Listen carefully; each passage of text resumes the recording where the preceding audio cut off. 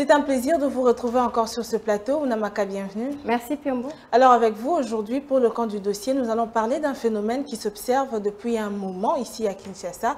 On voit que les prix des courses, des taxis ou des transports en commun varient d'un chauffeur à un autre. Qu'est-ce qui se passe au juste ? Alors, un désordre caractérise ce secteur depuis plus de 2 ans à Kinshasa. Pourtant, la grille tarifaire de l'hôtel de ville n'a pas changé et il n'a pas été majoré depuis longtemps. D'ailleurs, les prix de carburant ont été revus à la baisse et cela devrait normalement automatiquement impacter sur les prix de transport, mais hélas. Alors, comment s'explique alors cette hausse ou la hausse vertigineuse du prix de transport urbain? Les conducteurs invoquent plusieurs raisons, de nombreuses raisons d'ailleurs, dont les embouteillages dus à la construction des sauts de moutons inachevés qui bloquent les routes tant qu'elle n'est pas encore devenue praticable, entre autres l'impraticabilité de certaines routes.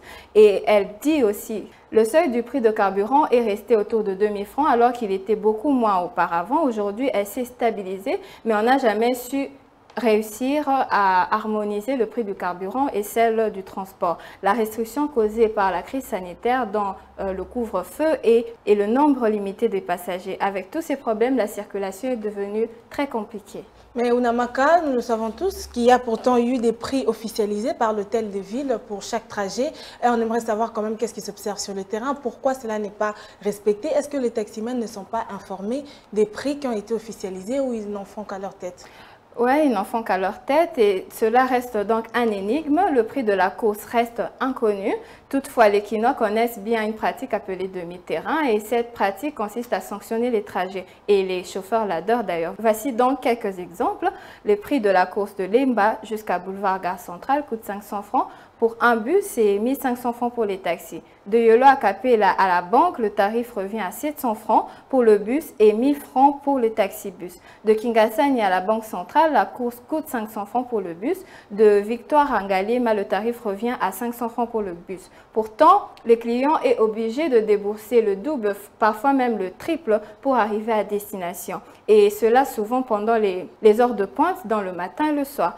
Et ainsi, les clients doivent-ils débourser 1500 francs de Victoire à la gare centrale ou soit à la banque en réduisant ces trajets en petit terrain?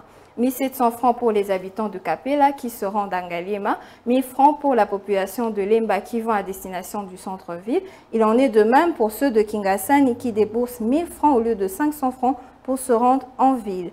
Et ce phénomène de mi-terrain est remarqué partout dans la ville de Kinshasa et cela impacte lourdement le portefeuille de la population congolaise. Effectivement, comme vous venez de le dire, c'est une situation qui rend vraiment la vie dure à la population quinoise. C'est normalement un phénomène qui devrait être éradiqué et nous espérons que ça sera résolu dans les jours à venir. Tout à fait. Et l'on espère aussi que le gouvernement, que les autorités compétentes pourront mettre des stratégies en place pour améliorer cette situation. Merci beaucoup à vous, Ounamaka, pour ce dossier que vous nous apportez en ce jour de 22 juillet 2021. Merci beaucoup, Piombo. C'est toujours un plaisir.